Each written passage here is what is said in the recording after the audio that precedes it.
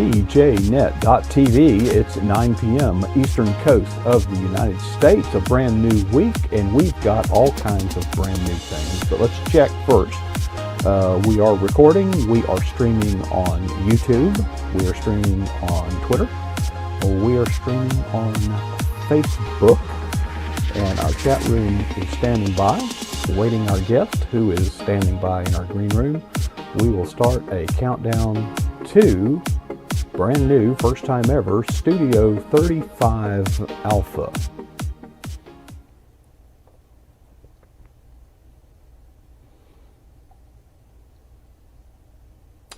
Oh, we were just going to count down all night. I'll fix that in a minute. Oh, good evening and welcome to pjnet.tv and welcome to the brand new Studio 35 Alpha. And we are glad that you're here. I am so looking forward to our program tonight. We are having a guest that I had never heard her name until a week ago, but I heard it 3 times in about 3 days. So that's kind of a God thing, you know, something's going on. And this book that you see pictured behind me is a work of hers, but we're not going to be talking that much about her book because so many of the people that are involved in the PJNet family are authors and writers. So I'm pleased to introduce to you tonight Miss Karen Wingate, who comes to us from the Ozarks, apparently. And Karen, I'm so glad. I wonder sometimes, we know all the same people, yet our paths had never crossed. But Joshua Masters brought you up in a conversation. He was on our program about a week ago, or last week. And then Sherry Lynn Bisbano, who's in our chat room right now. Her name came up. And of course, J.D. Winninger, who's on our program every week, sent me an email pleading with me to get in contact with you. So I don't know where you have been hiding, but you have surfaced, we have found you, and everybody wants to know about what you refer to as your side hustle. Karen Sargent. Okay. I'm being reminded. Okay. I'm being reminded by our people in the chat room to put your name on the screen. Karen Sargent is with us. Karen, authors have to do book launches. It's just part of the game. Is it kind of like insurance and attorneys, just a necessary evil? I pretty much would categorize it right there. You know, I just think back to when I first wrote my book. I had no clue about the industry at all. I just wanted to write a book. And I was under the misconception, as many new authors are, that you write a book and somehow it magically appears on bookshelves and readers magically find the book. And that is so very opposite of truth. So we've got to do something to get the word out so people can discover that book among the 8 million and something that are on Amazon. So we launched. Well, so your experience with launching books began with your own book. You were new at this, but you said, "Oh, nothing to it. I'm on all these groups on Facebook, and I'm just going to post my book cover in there, and people are just going to click on the link. They're going to go to Amazon, and I am going to get filthy, stinking rich and retire in the Cayman Islands." And wouldn't that be nice?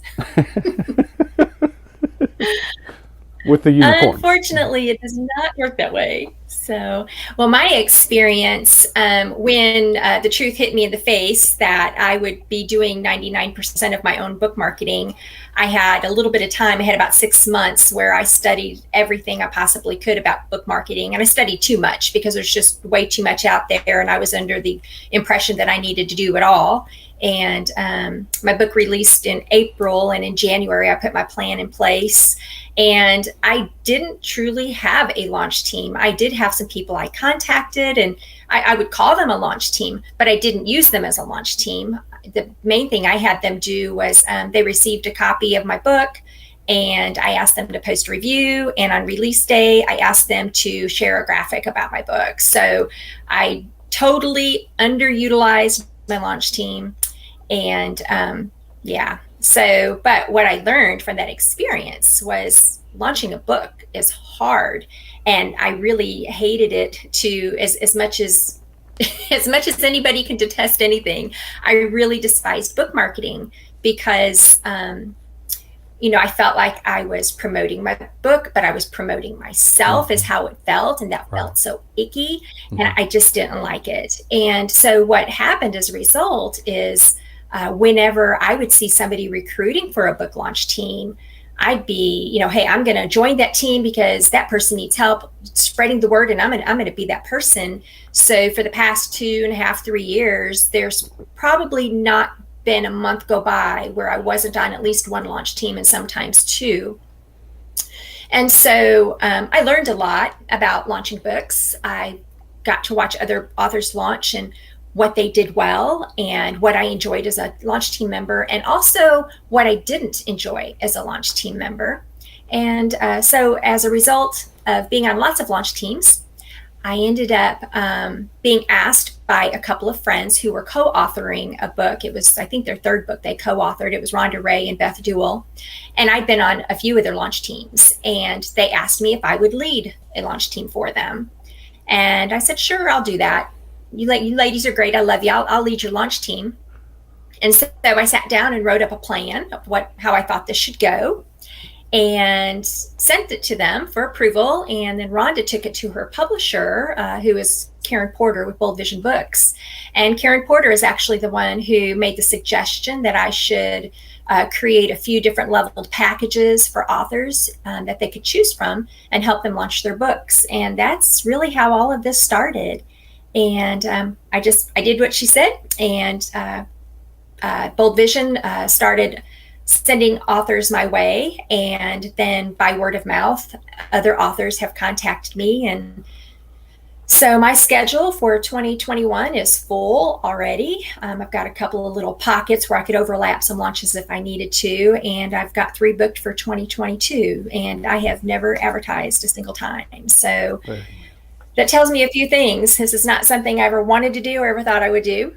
But God really put it in my lap, and I don't seek clients, they find me.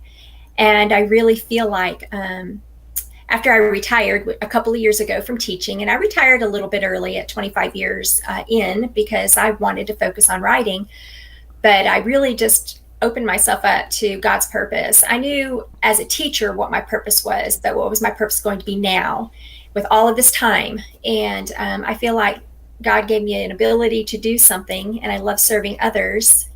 And even though I despise launching my own books, I love launching books for other authors, because I can say, buy their book, this person's awesome. And I'm not selling me, I'm selling somebody else. And I can do that all day long. So I just feel like God put this in my lap, said, this is yours to do. I don't know for how long, at least for a season. And I want to be a very good steward of what he's given me, because I see book launching as a huge extension of any author's ministry, because I launch for Christian authors, and to be able to help them help find new readers who are going to read their books and hear their messages, that's just pretty awesome. And I'm very grateful that God gave me this assignment. Karen, I'm so amazed. We are in the short time that we've talked, we are so much alike, because Zig Ziglar was a big influence on my life. Mm-hmm. And Zig, and many of the, I've just consumed all of his stuff. But Zig said there was a point in his career that he no longer solicited business. He said, when you do a thing with passion and you love doing it, and that's a commitment that I made. We don't.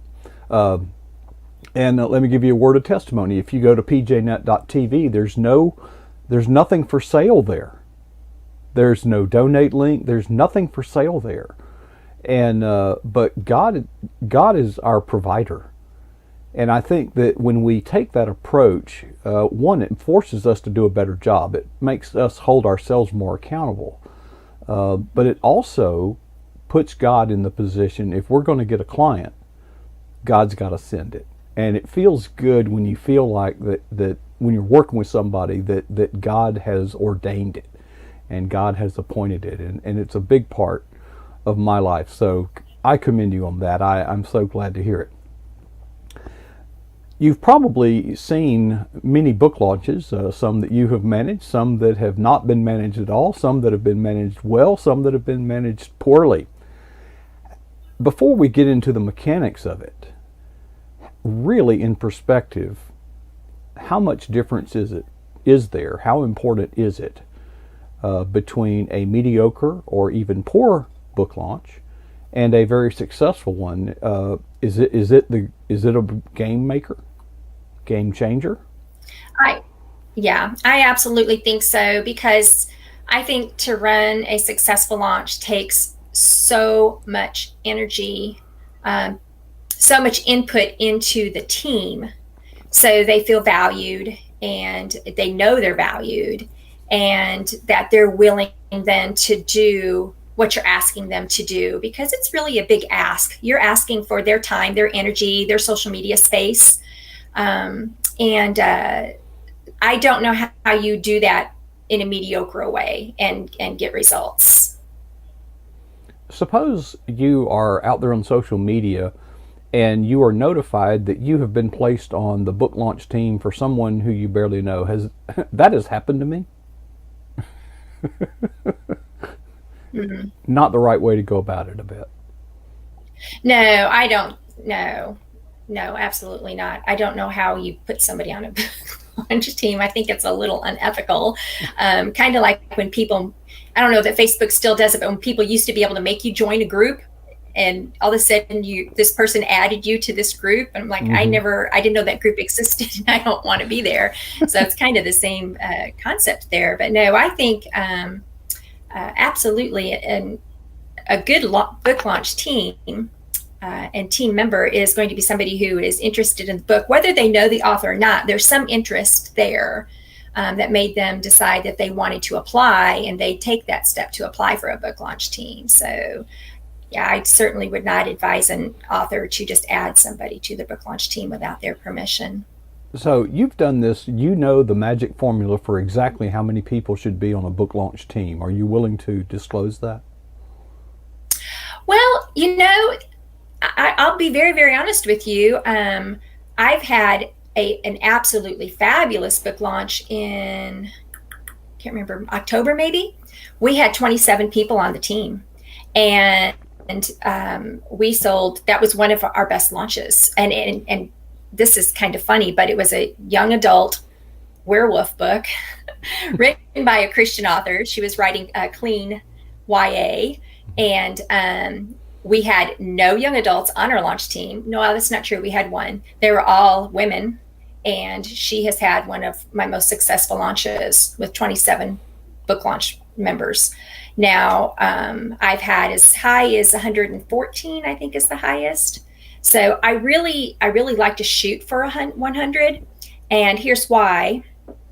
And I don't care how many people you have on a book launch team, about 50% are going to participate at all. You may have 100 sign up and send 100 people a digital copy of your book to preview, mm-hmm. and 50 of those people will never appear in the book launch group or share any graphics. And that breaks my heart, because what I want to say is we're all Christians here, and I think that's stealing. But that's pretty much the truth of it, with the exception of the 27. That launch team was a very, very tight launch team. They did great, but for the most part, I shoot for a high number of team members, because about 50% will participate, and then about half of those will be really committed launch team members. You are familiar with the 80-20 rule, I presume? 80% of the work is done by 20% of the people. 80% of the problems come from 20% of the people. So, so there's not a magic number. Not really. And, it just depends too on just the commitment of the team, or if you're like Joshua Masters with A Faith Unleashed, that the book we just launched, if you can put a cute puppy on the front of your book. Well, it was a joy speaking with Joshua last week, and he yes.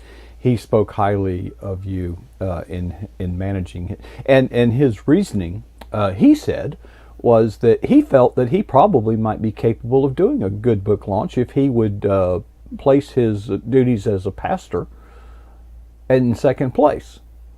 But he just would not do that. So he even went so far as to say it is possible for someone to have a good book launch without a professional manager. Would you, on a scale of 1 to 10, how much do you agree with that? Oh, I absolutely agree. If the person is really committed to learning how to launch a book, I think it's absolutely possible. I think one of the things that's more difficult is, even though I run a launch team out of Facebook for an author, that shouldn't be the only part of their marketing plan for the launch. They should be guest posting and on podcasts and just, book signings. There should be other things that are going on besides the Facebook launch. And that's one thing that having somebody lead frees an author up to do those other things. But I certainly believe an author can lead his or her own book launch.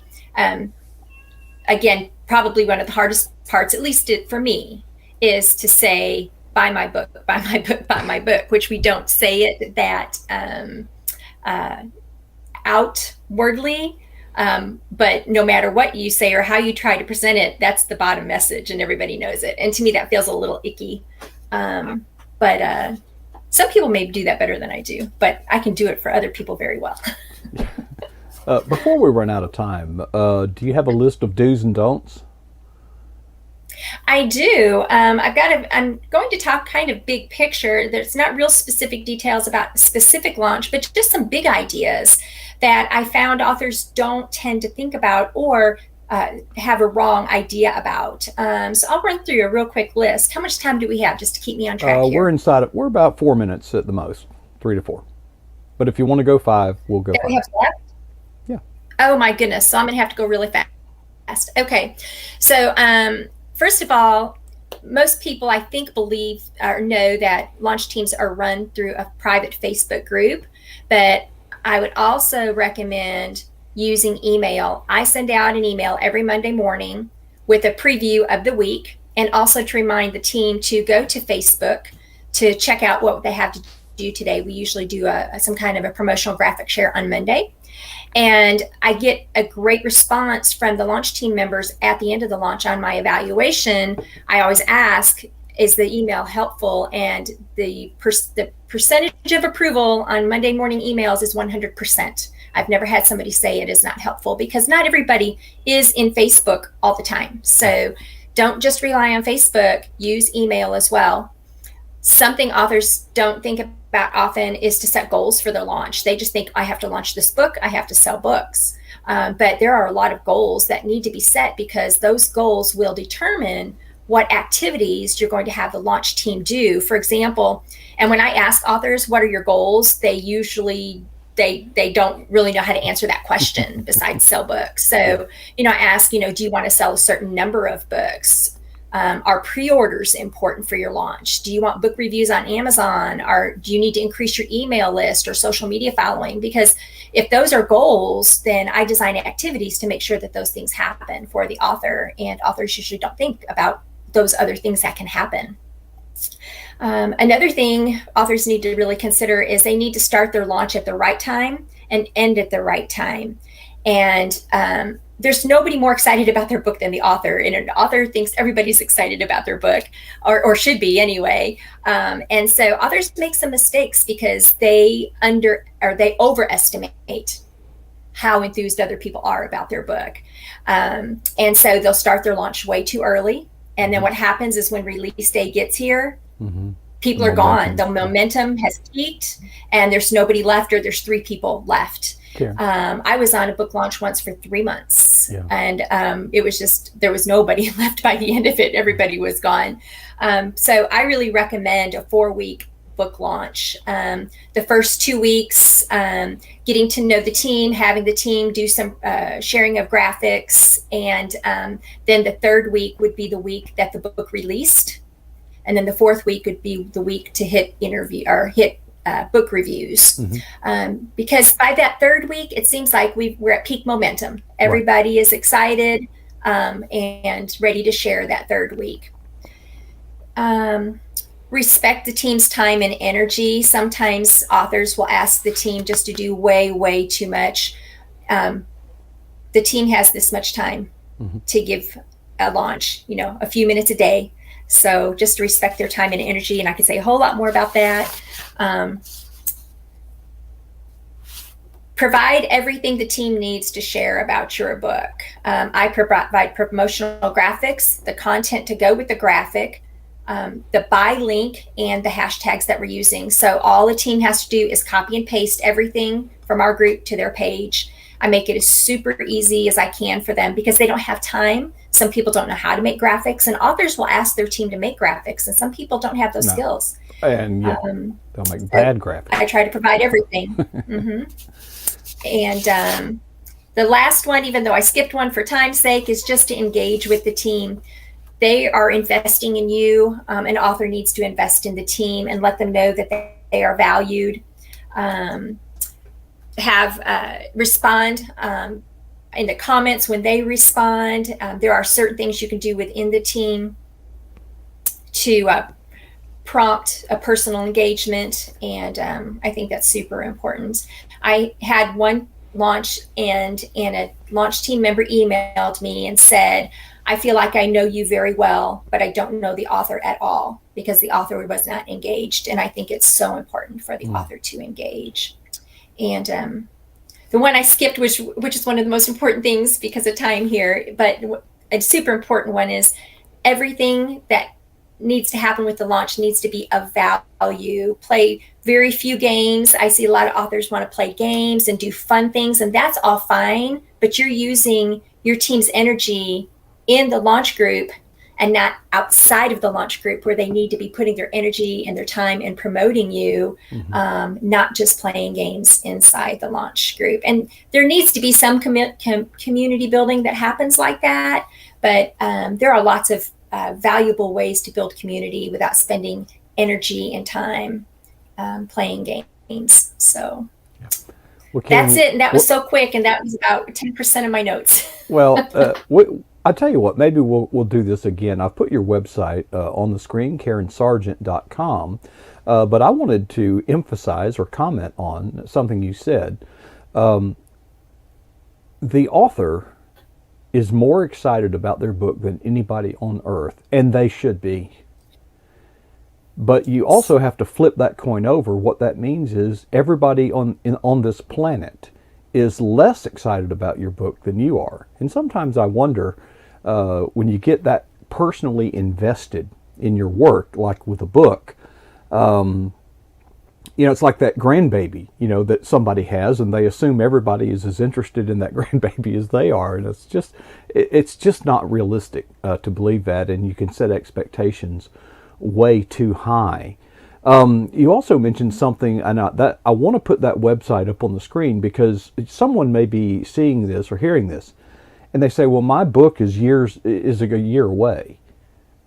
Well, that's the time to start working on your social media presence and your platform, because by the time your book is ready to launch, that is no time to be hurrying and scurrying, trying to make a name for yourself on every social media platform, most of which you've never been on before. So I think the strategy is, if someone contacted you a year in advance of their book, would you tell them to call you back in 9 months, or what would you do? I just booked one yesterday for September 2022. That answers that question now, doesn't it?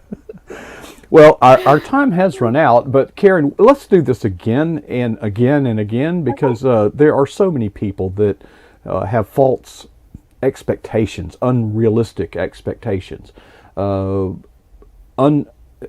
good assessments of their own position in the social media landscape. We tend to overestimate or perhaps underestimate. I don't know. But Karen, what a wealth of information you've shared. But your heart is as big as the Ozark Mountains out there, and that, at the end of the day, I believe, is what makes the difference in managing any endeavor is the fellowship and unity that we have in Christ and advancing the kingdom of Christ. So we appreciate you sharing with us tonight, and we look forward to seeing you again. Go to the chat room, pjnet.tv. I haven't read it yet, but it's been kind of busy over there. I bet they said some nice things about you. We'd love to see you over there. But Karen, thanks so much for sharing with us tonight. We appreciate it. Thank you. All right. Thank you. Well, folks, there you see the view high atop of the Eagle's Nest broadcast facilities. So, that was good. I really enjoyed that. I hope you did too. But the fun is far from over, because at the bottom of the hour at 9:30 Eastern Time, every Monday, Casper from the great state of Colorado joins us here. And he will be on Studio 35 Alpha. Shout out to many people. Sunbelt girl Barbara actually helped me in the design and stayed up many nights working on this. More to come, by the way. More to come. And also the inspiration, the theme of the gold and the ivory, white, whatever, came from Sherry Lynn Bisbano, who's in our chat. Well, it's past her bedtime. I know this. Folks, before I leave, we'll be back in just a few minutes. I got to get things set up. But before I leave, I challenge you to ask yourself 2 questions that have benefited me in my life tremendously. I'll share them with you. Here's the first question. Ready? What is the boldest thing that you have ever done for Jesus Christ? And the second question is, how long ago was that? I certainly hope that none of us will be satisfied with either answer.